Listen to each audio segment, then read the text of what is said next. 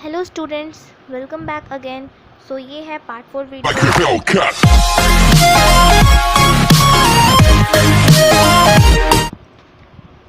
So let's get started. इस video में क्या है, सबसे पहले इस टॉपिक को कंटिन्यू करने से पहले मैं आप लोग के लिए कुछ नया टाइप का सीरीज़ लेकर आई हूँ, वो मैं आप लोग को थोड़ा बता दूँ। इस वीडियो के लास्ट में आप लोगों के लिए एक छोटा सा क्वेश्चन सीरीज़ चलेगा। अब रोज़ का मैं रोज़ के आपके 2 क्वेश्चंस पूछूंगी, क्वेश्चंस ऑफ द डे के नाम से।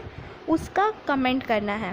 पहले 3 स्टूडेंट जो उस क्वेश्चन का सही आंसर देंगे, उनका नाम मैं अपने वीडियो के लास्ट में रोज़ लूँगी। ओके, तो ये है आप लोग की वीडियो। मैं आप जल्दी से शुरू करती हूँ और लास्ट तक वीडियो को ज़रूर से देखिएगा और क्वेश्चन का रिप्लाई ज़रूर से कीजिएगा, ठीक है।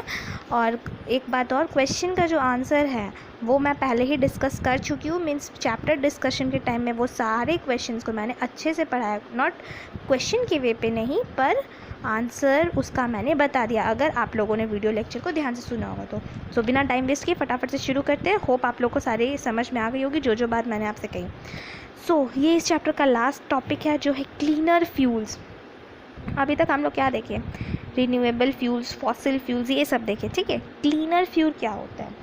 हम लोग का जो डेवलपमेंट है, मतलब हम लोग का जो इंडिया है, उसमें क्या हो रहा है, पॉपुलेशन दिन ब दिन बढ़ते जा रहा है। दिन ब दिन जो जनसंख्या है वो बढ़ते जा रहा है, जिसके कारण क्या हो रहा है, वो हम लोग का इन्वायरमेंट में एक स्ट्रेन, मीन्स एक दबाव डाल रहा है। वो हम लोग का इन्वायरमेंट के लिए एक बोझ बनते जा रहा है, ये जो बढ़ता हुआ जनसंख्या है। क्यों? क्योंकि जनसंख्या तो बढ़ रहा है, पर नेचुरल रिसोर्स जो है हम लोग के पास, वो बढ़ नहीं रहा है, वो सीमित ही है, वो उतना ही है। जनसंख्या बढ़ रहा है, मतलब अगर एक प्लेट खाना है, सपोज़ कर लीजिए एक प्लेट खाना है घर में, ठीक है। उसको खाने वाला पहले, उस प्लेट में खाने वाला पहले 2 आदमी था, 2 से बढ़ के 4 हुआ। खाना उतना ही है, खाने वाला आदमी बढ़ गया, तो 2 आदमी था तो वो लोग पेट भर खाता था। अब 4 आदमी हो गया तो थोड़ा थोड़ा बांट लेता है। अब उसी प्लेट में खाने वाला 10 आदमी हो गया तो क्या होगा, खाना उतना ही है, पर खाने वाला आदमी का संख्या बढ़ गया है। वही है हम लोग का रिसोर्स के साथ। रिसोर्स जो है वो लिमिटेड है, पर बढ़ क्या रहा है, हम लोग का ये पॉपुलेशन बढ़ रहा है। ओके, पॉपुलेशन बढ़ रहा है। अब इस पॉपुलेशन के कारण क्या हो रहा है, हर इंसान को खाना चाहिए, रहने के लिए जगह चाहिए, इंफ्रास्ट्रक्चर, काम चाहिए, कोई बेरोजगार रहना नहीं चाहता है। ये सब के कारण पॉल्यूशन बढ़ रहा है, सॉइल इरोजन बढ़ रहा है। सॉइल इरोजन क्यों बढ़ रहा है? क्योंकि पेड़ का कटाई हो रहा है, डिफॉरेस्टेशन हो रहा है, रैपिड इंडस्ट्रियलाइजेशन हो रहा है, मतलब इंडस्ट्री सब बहुत ज़्यादा बढ़ रहा है, अर्बनाइजेशन हो रहा है। जितना भी गांव का आदमी लोग हैं वो लोग अर्बन एरियाज़ में आ रहा है। क्यों आ रहा है? ताकि वो लोगों को रोज़गार मिले, क्योंकि कृषि में क्या है, कृषि में थोड़ी ज़्यादा वो लोगों को इनकम है, नहीं है ना।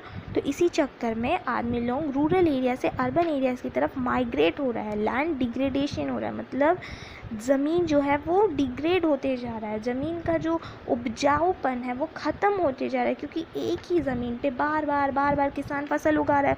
उस ज़मीन को थोड़ा टाइम नहीं मिल रहा है, मतलब सेटल होने के लिए। एक ज़मीन में जब कृषि होता है तो कहावत है कि उस ज़मीन को 1 साल तक छोड़ देना चाहिए ताकि वो मिट्टी फिर से उपजाऊ हो, पर ऐसा पॉसिबल नहीं है।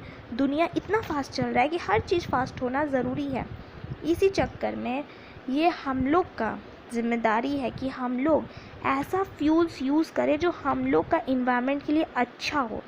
ओके, जो हम लोग को सस्टेनेबल डेवलपमेंट की ओर मदद करे। सस्टेनेबल डेवलपमेंट मतलब ऐसा डेवलपमेंट जो फ्यूचर को देख के किया जाए। मीन्स हम लोग रिसोर्स का यूज़ तो करें, पर फ्यूचर को देख के करें कि आने वाला पीढ़ी को भी वो रिसोर्स देखने का मौका मिले। वरना जिस हिसाब से हम लोग आज यूज़ कर रहे हैं इंडिया में रिसोर्सेज, एक टाइम ऐसा आएगा कि जो आने वाला पीढ़ी होगा उसको रिसोर्स देखने तक नसीब नहीं होगा। इसलिए गवर्नमेंट की तरफ से या जितने भी बड़े बड़े इकोनॉमिस्ट हैं एंड साइंटिस्ट है, वो यही चाहते हैं कि हम लोग रीन्यूएबल रिसोर्सेज का ज़्यादा यूज़ करें, इनएग्जॉस्टेबल रिसोर्सेज का ज़्यादा यूज़ करें, ऐसे रिसोर्सेज का यूज़ करें जो क्लीन हो, ऐसे फ्यूल्स का यूज़ करें जो हम लोग के इन्वायरमेंट में कम से कम पोल्यूशन दे।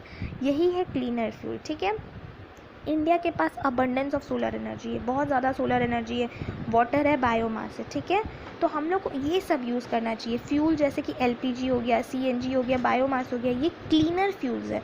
मतलब ये फ्यूल्स जो है ये मतलब बाकी सब फ्यूल्स के कंपैरिजन में ये फ्यूल्स बहुत कम स्मोक प्रोड्यूस करते हैं। जब हम लोग बायोमास को जलाते हैं, एलपीजी को जलाते हैं, तो वो कंपैरेटिवली और जो फ्यूल्स होते हैं उसके कंपैरिजन में ये बहुत कम कार्बन डाइऑक्साइड रिलीज़ करते हैं। ओके, जो बायोमास क्रॉप होता है उसको जब हम लोग उगाते हैं तो वो कार्बन डाइऑक्साइड जो होता है उसको मतलब बहुत ज़्यादा मात्रा में कंज्यूम करते हैं, जो इन्वायरमेंट के लिए अच्छा है। इन्वायरमेंट में जितना कम कार्बन डाइऑक्साइड होगा उतना अच्छा है।